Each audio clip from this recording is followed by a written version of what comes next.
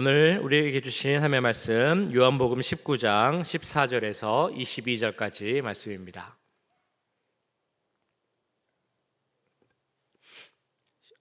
신약성경 180페이지에 있습니다.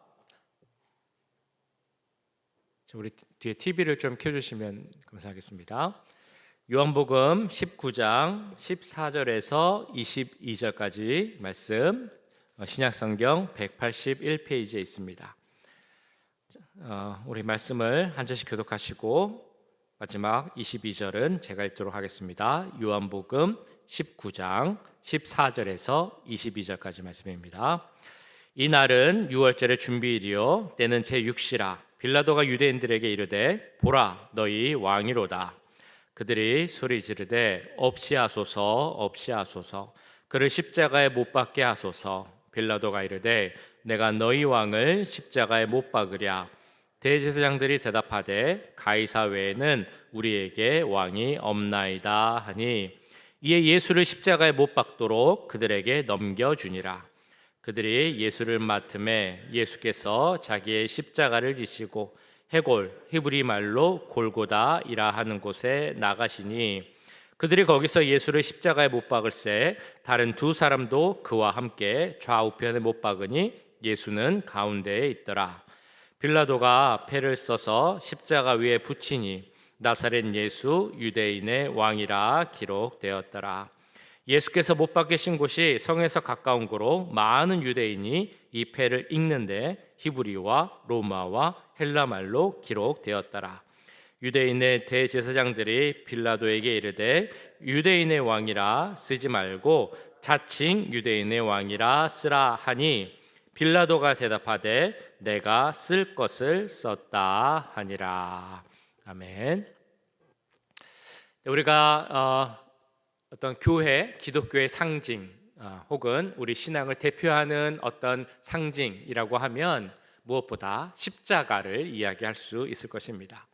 각 교회마다 가보면 그 십자가의 모양 혹은 디자인은 조금씩 다를 수 있겠지만 교회가 갖고 있는 십자가의 모양은 항상 동일합니다. 우리 교회도 앞에도 있고 저기 뒤에도 있지만 십자가 그 모양 자체로만 있는 것이 교회의 십자가의 특징입니다.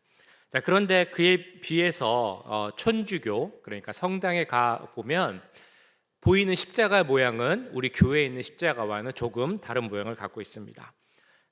그 천주교에서 갖고 있는 십자가에는 예수님이 못 박혀 있으신 그 모양, 예수님의 상이 그 십자가와 함께 있습니다. 그래서 우리는 그것을 십자고상이라고 보통 부릅니다. 십자가에서 고난을 당하시는 예수님이 같이 계시는 그 상이라고 해서 십자가, 고난을 나타내는 상, 십자고상이라고 이야기를 합니다.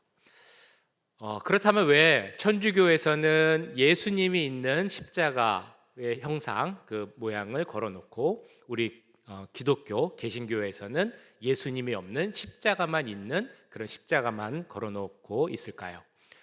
그 이유는 한 두 가지 정도를 생각해 볼 수 있을 것 같습니다. 첫 번째는 역사적으로 우리 기독교에서는 종교개혁 이후로 어떤 성상, 성화 그런 모든 것들이 우상이 될 수 있다라고 해서 교회 안에 두는 것을 허용하지 않았기 때문에 우리 기독교, 개신교회의 십자가는 예수님 없이 십자가만 있습니다. 어떤 신앙적 의미로 다가가 보면 예수님께서 십자가에 못 박히신 것, 고난당하시고 십자가에 못 박혀 죽으신 것, 그것이 너무나 중요한 의미가 있고 동시에 예수님의 그 사역은 십자가 그 죽음으로만 끝난 것이 아니라 3일 만에 부활하시고 죽음에 대해서 승리하신 거기에까지 그 예수님의 사역의 의미가 있기 때문에 그 어떤 부활을 나타내는 부활하신 예수님을 생각하면 십자가가 비어져 있는 것이 더 맞다라는 그 의미에서 우리 교회의 십자가에는 예수님이 없는 그런 십자가만 사용하고 있습니다. 자, 그런데 어쨌든 우리가 천주교에서 사용하는 그 십자가, 예수님이 계신 십자가의 모양을 보면 그 위에 어떤 팻말이 달려져 있는 것을 볼 수 있습니다. 보통 이제 저 그림에 보이실지 모르겠는데 알파벳 4글자가 쓰여져 있습니다. I, N, R, I 이렇게 4글자가 쓰여져 있는데요. 저것은 그 라틴어 4단어의 맨 앞 글자만 따서 붙인 말입니다. 그것은 그 라틴어는 어떤 단어냐면 이에수스 나자레누스 렉스 이우다 에오름이라는 저 말에 앞글자 I, N, R, I 그 네 글자를 따서 붙인 팻말을 붙여놨습니다.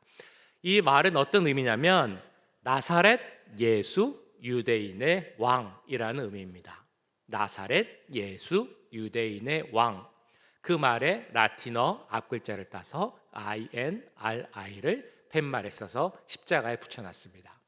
우리가 복음서를 보면 그 내용, 팻말에 붙는 내용이 조금씩 다르게 나옵니다. 마가복음, 누가복음에는 유대인의 왕이라는 단어만 나오고요. 마태복음을 보면 유대인의 왕 예수라는 그 말이 나옵니다. 예수라는 말이 이제 더 붙여 있는 것이죠. 그리고 오늘 보신 요한복음 19장 19절을 보시면 가장 긴 말이 나와 있습니다. 아까 보신 INRI의 그 말이 그대로 나와 있죠. 나사렛 예수 유대인의 왕이라는 가장 자세한 표현으로 기록되어 있습니다. 자, 그런데 어떤 복음서든 조금씩 더 붙은 게 있지만 기본적으로 같이 나오는, 공통적으로 나오는 표현이 있습니다. 그 말은 바로 유대인의 왕이라는 그런 단어입니다. 자, 이걸 통해 우리가 알 수 있는 것이 있습니다. 예수님의 죽음은 한 개인으로서의 죽음 혹은 어떤 한 범죄자가 십자가에서 벌을 받아서 죽은 것이 아니라는 사실입니다. 유대인의 왕이 죽었다라는 그런 의미입니다. 그 의미는 우리가 구약 성경에서 계속 나오고 예언되고 예표되었던 것처럼 하나님께서 말씀을 통해 주신 그 다윗의 자손이요 우리를 구원할 유대인의 왕으로서 예수님께서 이 땅에 오셨다라는 그런 의미가 있습니다. 동시에 유대인의 왕이자 메시아이신 예수님은, 그 예수님의 죽음은 바로 우리들, 예수님을 믿는 우리 모두를 구원하기 위한 대속적 죽음이다라는 그런 의미가 있다는 것입니다. 예수님은 유대인의 왕뿐 아니라 우리 모두의 왕으로 이 땅에 오신 분이십니다. 그것을 믿으십니까? 예수님은 우리 모두의 왕이십니다. 자, 이렇게 예수님은 유대인의 왕이자 우리 모두의 왕으로 이 땅에 오셨는데 그 예수님을 보고 대하는 사람들의 태도는 다 달랐습니다. 오늘 말씀을 보아도 예수님을 대하는 태도, 또한 우리가 가질 수 있는 태도, 세 가지 모습에 대해서 이렇게 나오고 있습니다. 오늘 본문은 지난주에 이어서 빌라도가 예수님을 계속 심판하며, 그리고 예수님께서는 십자가를 지시고 골고다 언덕으로 가는 내용입니다. 그 심판의 내용에 대해서 유대인들과 논쟁하는 내용도 계속해서 나오고 있습니다. 그 유대인들의 모습을 보면 먼저 예수님을 대하는 첫 번째 부류의 사람들의 모습을 알 수 있습니다. 그들은 바로 예수님을 거부하는 그런 사람들입니다. 15절에 보시면 이렇게 나옵니다. 그들이 소리 지르되 없이 하소서, 없이 하소서, 그를 십자가에 못 박게 하소서. 빌라도가 이르되 내가 너희 왕을 십자가에 못 박으랴. 대제사장들이 대답하되 가이사 외에는 우리에게 왕이 없나이다 하니. 지난주에도 우리가 보았던 것처럼 이 빌라도 총독은 예수가 죄가 없다는 사실을 알고 있었습니다. 그래서 그 사실을 3번이나 유대인들에 얘기하면서 예수라는 사람은 죄가 없으니까, 벌을 줄 만한 죄가 없으니까 그를 풀어주려고 하는 그런 시도도 합니다. 그런데 유대인들의 반항, 저항이 워낙 심하니까 풀어주지 못하는 모습을 우리는 보았습니다. 많은 유대인들 그리고 대제사장들이 그 예수가 풀어주지 않게 하기 위해서 어떻게까지 이야기를 하냐면 15절에도 나옵니다만, 지금 보신 말씀에도 나옵니다만, 대제사장들이 이렇게 얘기합니다. 우리에게 있어서 왕은 한 분뿐입니다. 로마의 황제 가이사만이 우리의 진정한 왕입니다. 그러니까 자칭 유대인이라고 왕이라고 하는 저 예수라는 사람을 풀어주지 말고 꼭 죽여야 합니다 라고 빌라도 앞에서 소리치고 있는 것입니다. 이스라엘은 어떤 나라입니까? 이스라엘은 하나님이 선택한 나라. 그래서 이스라엘 백성들은 하나님의 백성이라고 부릅니다. 그들에게 하나님은 하나님의 말씀을 주셨고 그 말씀을 통해서 내가 너희의 구세주 메시아 예수를 보낼 것이다 라고 여러 차례에 걸쳐서 예언하셨습니다. 자, 그런데 하나님께서는 그 약속대로 그 아들 예수님을 메시아 그리스도로 보내주셨는데 정작 하나님의 백성이라고 하는 이스라엘은 그 예수님을 알아보지 못했다라는 것입니다. 왜 그들은 예수님을 알아보지 못했을까요? 왜 예수님을 구주로 받아들이지 못했을까요? 그들 가운데 사람의 생각, 사람의 욕심이 많았기 때문입니다. 그들이 갖고 있었던 것, 기득권, 이런 것들을 유지하고자 하는 그런 세상적 욕심이 너무 컸기 때문입니다. 하나님을 두려워하고 하나님 말씀을 두려워하는 것이 아니라 자기들이 갖고 있는 그 권력, 그 힘, 그 물질, 이런 것들을 잃어버리는 것을 더 두려워했기 때문에 이 땅에 오신 메시아 예수님을 알아보지 못하고 거부했던 것입니다. 이런 유대인들과 비슷한 부류가 있습니다. 바로 빌라도로 대표되는, 예수님을 보았지만, 그가 죄 없는 분이라는 것을 알았지만 그러면서도 믿지 못하고 받아들이지 못한 그런 사람들입니다. 빌라도는 예수님을 유대인의 왕이다라고 표현을 했습니다. 그러나 그것은 진심 어린 표현이 아니라 조롱이 섞인 그런 표현이었습니다. 그는 팻말에 유대인의 왕 나사렛 예수라고 썼지만 그는 예수님이 누구인지 알지도 못했고 그 마음속에 예수님을 구주로 인정하지도 않았습니다. 14절에 이렇게 나옵니다. 이날은 6월절의 준비일이요 때는 제6시라. 빌라도가 유대인들에게 이르되 보라 너희 왕이로다. 보라 너희 왕이로다. 이 말은 계속 반복해서 말씀드리는 것처럼 진짜로 하는 말이 아니라 조롱 섞인 말입니다. 그 원어의 뜻을 살펴보면 이런 말이 있습니다. 자 봐라, 너희가 유대인이라고 고발한 이 예수의 모습을, 이 처참한 몰골을 한번 봐라 라는 그런 의미가 있는 말이라고 합니다. 그런 말일 수밖에 없는 것이 그들 앞에 선 예수님의 모습은 정말로 처참한 그런 모습이었기 때문입니다. 지난주에도 보았던 것처럼 이미 예수님은 신문을 당했고 여러 조롱과 모욕을 당했습니다. 그래서 머리에는 가시 면류관을 쓰고 있었고 그 면류관에 있는 가시가 머리를 찔렀기 때문에 얼굴에는 계속 피가 흐르고 있었습니다. 군사들에 의해서 얼굴은 많이 맞았기 때문에 아마 피멍이 들어 있었을 것입니다. 잔혹한 채찍질을 계속 당했기 때문에 그 옷은 다 찢어져 있었을 것이고 살이 찢기고 피가 나고 뼈가 드러나 있었을지도 모르겠습니다. 이런 처참한 몰골을 한 예수님을 가르치면서 빌라도가 이렇게 말을 하는 것입니다. 자, 좀 봐라. 저렇게 무력하고 연약한 자가 어떻게 영모를 꾸몄다는 얘기냐? 어떻게 저자가 너희 왕이라는 얘기냐? 이렇게 조롱하며 외치고 있는 것입니다.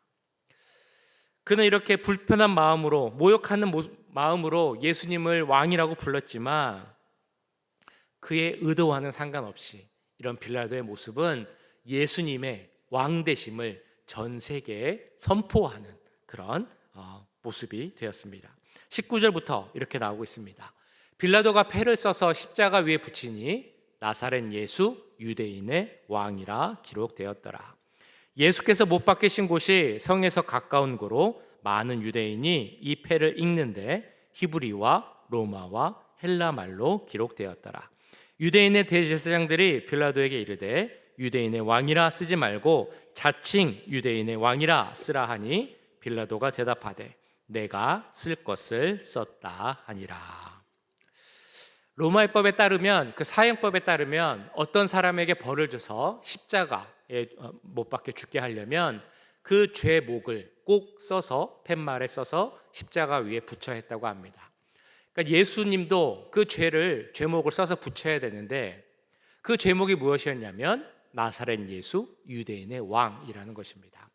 사실 우리가 생각해 보면 십자가에 죽을 죄목으로는 말이 안 되는 그런 죄목입니다. 그럼에도 요한복음 19장 20절에 보셨던 것처럼 새 언어로 나사렛 예수 유대인의 왕이라는 죄목이 패로 돼서 십자가 위에 붙어 있었습니다. 유대인들은 혹시라도 그 마음에 그냥 유대인의 왕이라고 쓰지 말고 자칭 유대인의 왕이라고 써주십시오 라고 빌라도에게 부탁을 했습니다. 그러나 빌라도는 그렇게까지 할 필요 없다라고 이야기를 하면서 새 언어로 써서 붙였습니다. 새 언어는 히브리어, 라틴어, 그리고 그리스어, 즉 헬라어입니다. 그런데 어떤 학자들은 이것을 이렇게 해석을 합니다. 히브리어는 그 당시에 종교를 대표하고 상징하는 언어이다. 그리고 라틴어는 법률을 대표하는 그런 언어이고 그리스어, 즉 헬라어는 그 당시에 문화를 상징하는 언어이다. 다시 말하면 히브리어는 종교, 라틴어는 법률, 그리스어는 문화를 상징하는 그런 언어였다는 것입니다. 빌라도가 특별히 이 세 가지 언어를 다 쓴 이유는 예수님을 조롱하는 동시에 음모를 꾸며서 이 예수라는 죄 없는 청년을 죽이고자 하는 그 유대인들도 조롱하고자 하는 그런 의도가 있었다라고 보통 이야기를 합니다.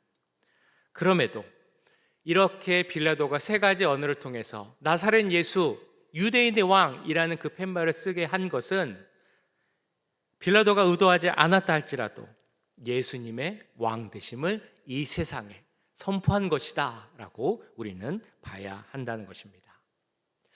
자, 그런데 문제는 무엇이겠습니까? 빌라도는 이렇게 예수님을 만났지만, 그리고 그가 의도했던 의도하지 않았던 예수님을 유대인의 왕이라고 선포했지만, 그럼에도 불구하고 그는 예수님을 그 자신의 구주로, 그의 삶의 왕으로 받아들이지 못했다라는 것입니다. 얼마나 불행한 일입니까? 얼마나 참 안 된 일입니까? 예수님을 눈앞에 보았는데, 예수님과 이야기도 나눴는데 예수님이 어떤 분인지 몰랐고 예수님을 메시아로 받아들이지 못했다라는 것입니다. 이런 빌라도와 같은 모습은 지금 이 시대에 우리에게도 충분히 나타날 수 있는 그런 모습입니다. 우리는 예수님에 대해서는 잘 알고 있습니다. 너무 많이 들었고, 또 예수님이 그리스도시다, 예수님을 왕으로 모셔야 한다, 이런 이야기, 설교는 정말 많이 들었을 것입니다. 그런데 실제로 예수님을 받아들이지 못할 수 있다는 것입니다. 예수님에 대해서 알지만 내 삶의 주인은 예수님이 아니실 수 있다는 것입니다. 지금 나의 모습은 어떻습니까? 우리의 모습은 어떻습니까? 내 삶의 왕이, 주인이 누구입니까?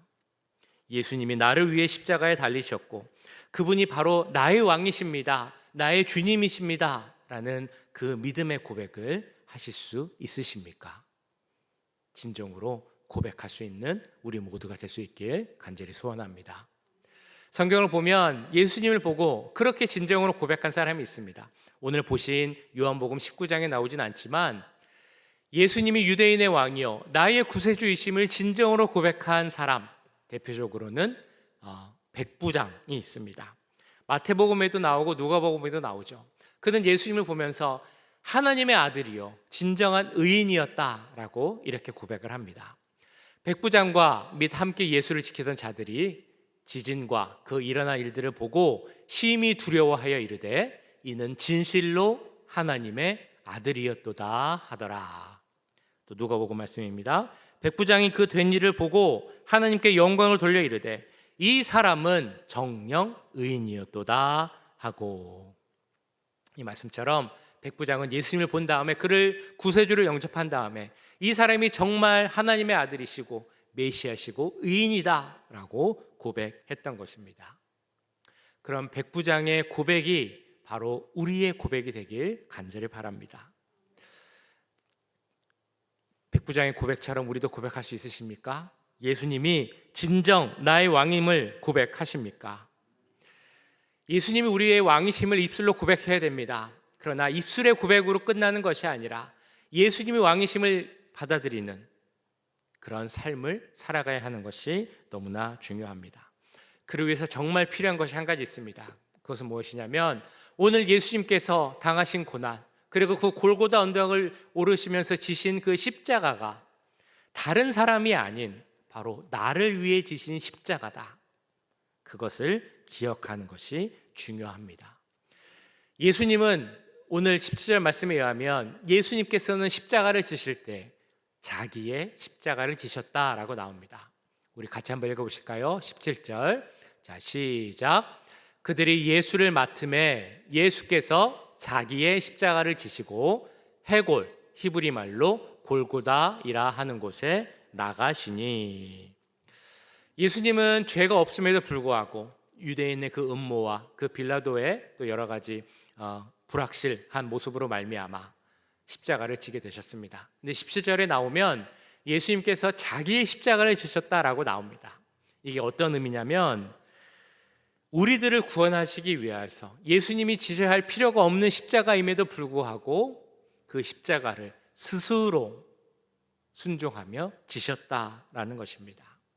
예수님께서 자기의 십자가를 지셨다라는 그 말은 또한 그 예수님이 지신 십자가는 우리 모두 더 나아가서 나 자신, 우리 스스로를 위해서, 우리 한 명 한 명을 위해서 지신 십자가라는 것을 우리는 꼭 기억해야 할 것입니다.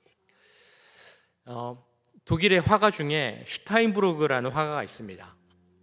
이 화가가 어떤 일을 했냐면 성화, 그러니까 예수님 그림을 그리는 일을 했습니다. 교회에서 어떤 부탁이 오면 예수님에 관한 그림을 그려달라고 하면 그 그림을 그려주고 그걸로 이제 삶을 살아가는 그런 화가였습니다.